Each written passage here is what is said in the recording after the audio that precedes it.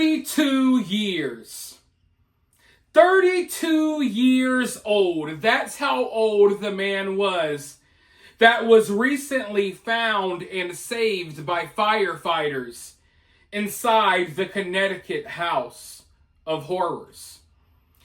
This story sticks out to me so much, not just because of the dark and twisted details, but because this man is basically my age. I'm about a year older than him. And I can't help but think about everything I've been through in my life, good and bad. I can't help but think about all of the lessons I've learned over my 33 years on this planet. I can't help but think about all of my life experiences and think about how all of these experiences were robbed, were stolen from this man.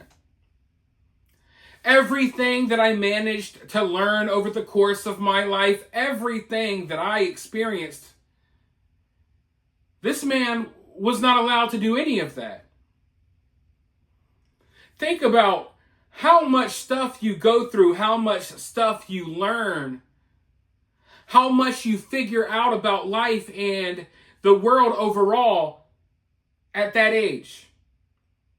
From the time you're born to the time that you're in your mid-30s. That's when you're figuring out life and finding out who you are. But this man was never given that opportunity.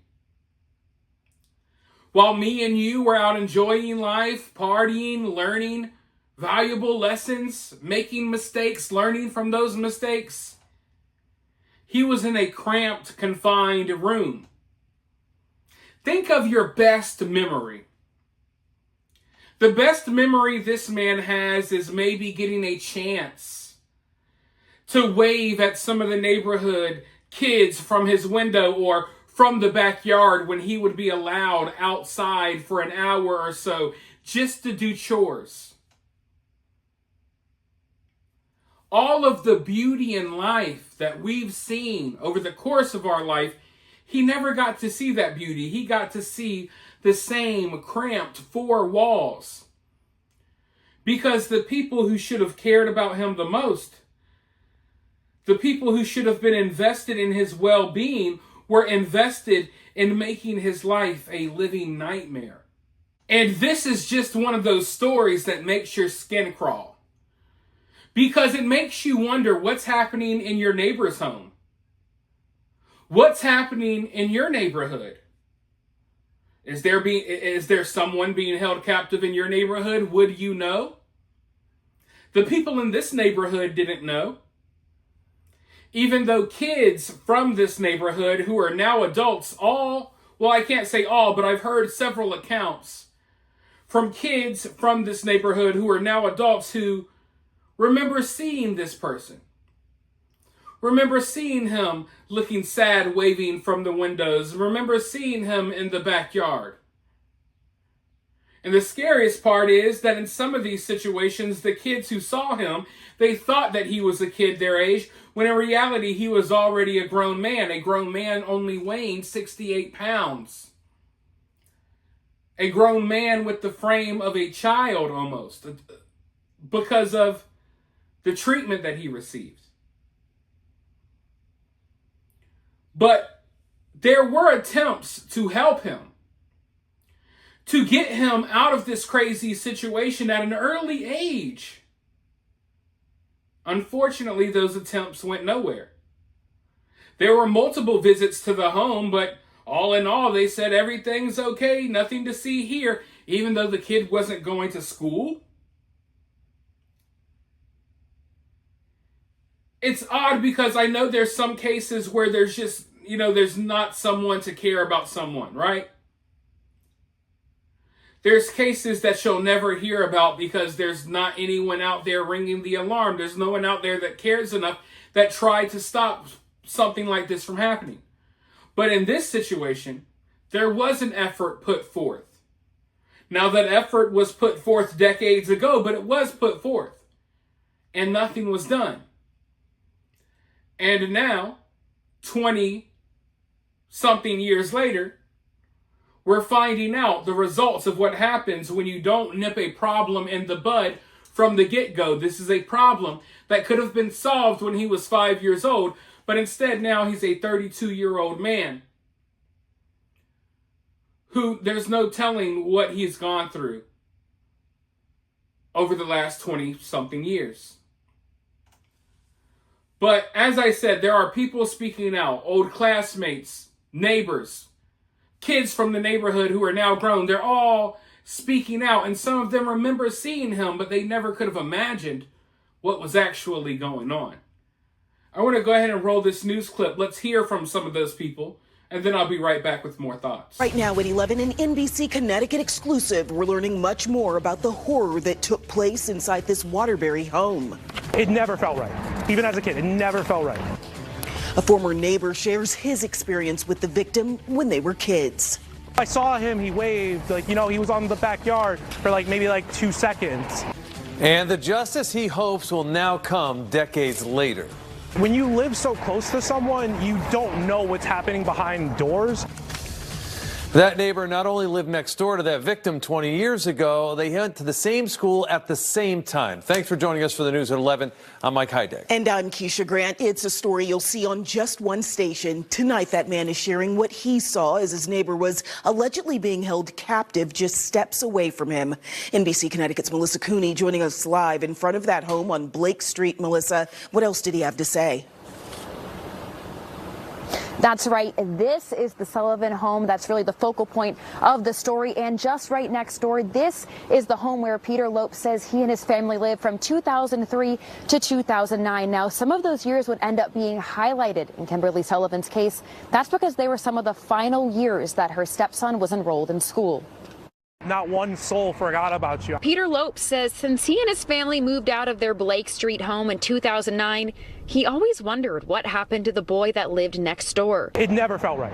Even as a kid, it never felt right. Police charged Kimberly Sullivan with kidnapping, assaulting, and for allegedly restraining her stepson for decades until now, at age 32. When Lopes and his family lived next door in the early 2000s, he says the stepson was never outside and never around other people.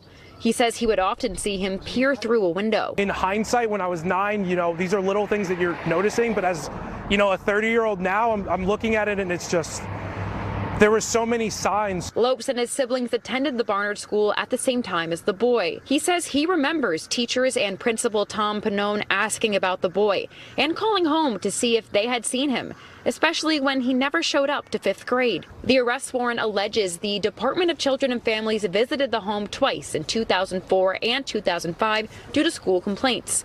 And Principal Pannone told us the school reached out to multiple parties for multiple years out of concern. All the support that he was getting, it was just getting nowhere because someone was just playing a much better game. The victim's stepmother posted bond and is out under intense supervision, but she can essentially roam free. Now she is back in court on March 26th. I don't think that anyone was playing a better game. I don't think that's what the case is here. I don't think that Kimberly Sullivan and her husband, who's no longer with us, they were so sneaky that they hid the mistreatment of this kid who's now a man. I think that the people who were sent to follow up on this case just did not do their job properly because they just didn't care. And that happens a lot. Yeah, there were people who cared that tried to do something, like the principal who went out of his way, over and over again to try to get this kid help, to try to ring the alarm. But at the end of the day, he can only do so much. It's not his job to go inside the home, figure out if something is wrong, and remove the child from the home. The principal and some of the teachers at that school did their job and did everything in their power. It was up to other people to then take what they had given, the information they had given, and then act on it. But unfortunately, no one acted on it. And here we are now, over 20 years later. And I just can't help but think about how haunting it must be to be someone who saw that kid peering at you from a window. You grow up like this guy. He's 30 years old now, but he still has that memory from when he was 9, when he saw that weird kid in the neighborhood staring and waving from the window. He didn't feel like, he felt like something was wrong then. He still feels like something is wrong now. And obviously something is wrong now. But yeah, I just don't think that this is a case of, oh, these people were just so sneaky and conniving that they got away with it. No, I think that there was originally an effort put forth to help this kid. No help was given. And then it was kind of radio silence. The kid never went back to school. The kid was basically never saw or seen again. And when he was seen, it was very rarely, when he would maybe be raking leaves outside or peering at neighborhood kids from a window. When you have a case as disturbing and just evil and wicked and twisted as this one, I can't help but feel like justice could never truly be served in this case. Because I don't think that there is a punishment out there that could be worse than robbing someone of like the first 30-something years of their life. You don't get your childhood back. You don't get your teenage years back. You don't get your 20s back. You know what I mean? Like, she helped, along with her husband, who's no longer with us, helped rob this man of like the first half of his life. Arguably, the funner portion of life. The portion of life where you should be able to be more carefree. The portion of life when you should have the loving and nurturing care of a parent. But all of that was taken away from him. Any prom, taken away from him. His first job as a teenager, taken away from him. All of those little things that we take for granted in life, he was robbed of all of those things. And you can throw this woman in prison for the remainder of her days, and it will not be as bad as what he endured. You could take her and throw her in a gas chamber. It's not going to be as bad as what he went through. And even her cell in prison, it won't be as bad as the little room that he was confided in. She'll at least get 3 meals a day. He never got that. She'll be able to drink clean water. Usually, he had to drink out of toilets. So, this is one of those cases where it just feels like justice can never truly be served, regardless of what they throw at this woman. And unfortunately, right now, she's a free woman. Walking amongst the public, she already bonded out. And who knows what she may do. But for now, let me know your thoughts down in the comments below. While you're down there, hit that thumbs up, hit that subscribe, ring that notification bell, and I'll talk to you all very soon in the next video.